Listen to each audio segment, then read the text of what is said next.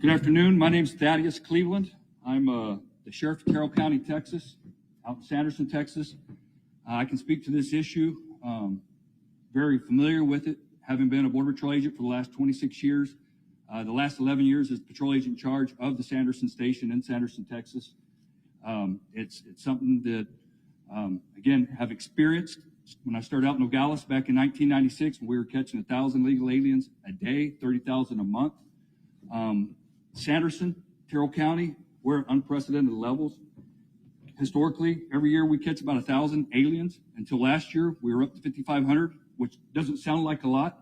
It's a drop in the bucket compared to what we see the Rio Grande Valley, Del Rio, El Paso, other portions of the border. But Sanderson is typically the busiest station between Del Rio to El Paso, Texas. Big Bend sector, which is from Sierra Blanca or Hudspeth County all the way to Terrell County, encompasses over 500 miles of border. That's a quarter of the border of the U.S.-Mexico border. 500 miles is the Big Bend sector, all of the Big Bend area within Texas. Texas has 1,200 miles of border with Mexico, so we're looking at almost half of the border, and we are seeing a significant increase in all stations in all counties within the Big Bend sector. Again, unprecedented levels. We've heard a lot about deaths. Last year we had a total of 12 deaths, which again, in other portions of the border isn't a lot, but for our county, that is significant. This year, I retired April 30th, and I've been the sheriff for a month and a half. We've had 6 deaths, and again, for us, that's unprecedented. We lose the ability to respond to our citizens because we're having to respond to Border Patrol agent calls, and again, having been a Border Patrol agent, I tell you, we, the county, rely a whole heck of a lot more on Border Patrol than they rely on us. We're just able to get out and help them when we can. But it also takes away from our emergency medical centers. Out in the Big Bend part of Texas, we measure in hours rather than miles. So when we have to have an EMS call to take someone who's sick and injured, which is rightfully so, we're looking at an hour drive to Fort Stockton. The crew will be there for a bit, and then an hour drive back to Terrell County, and that takes valuable time away from our own citizens.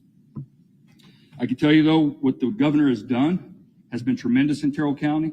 The funding we've received for border security, the amount of DPS, whether they're troopers, Texas Rangers, or if we've received also, in addition to that, Texas Parks and Wildlife, have been a huge assistance. And it's something we welcome, something we'd like the governor to continue to support us with. It's, again, no fault of the Border Patrol. We're just under-resourced. That part of the border, we have lack of not just manpower, technology, and infrastructure.